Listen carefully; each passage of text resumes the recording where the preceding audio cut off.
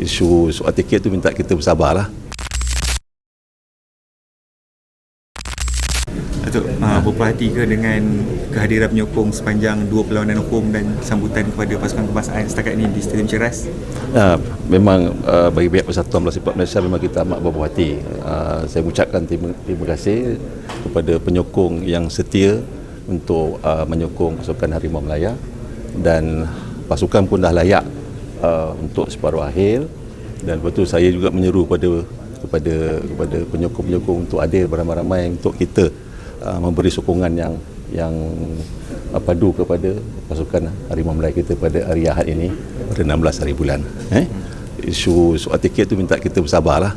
Kita bersabar, dan lepas tu kita datang ramai-ramai untuk kita menyaksikan perlawanan separuh akhir pertama di Stadium Ceras. So Datuk, kita ulah jumpa Vietnam, tim yang kuat, juara bertahan.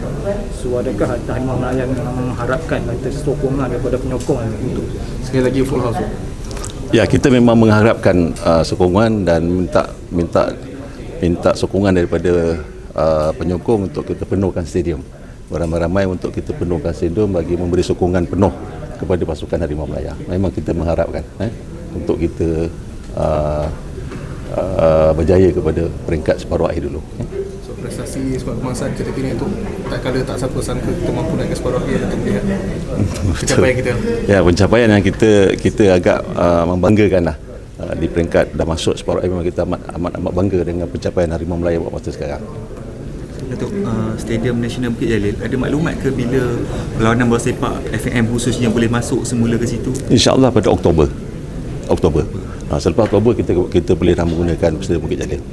So maknanya untuk FIFA ASEAN Cup boleh di situ. FIFA ASEAN Cup di Indonesia. Oh, di Di Indonesia. Centralized. Di Indonesia di Jakarta. 2 grup di situ.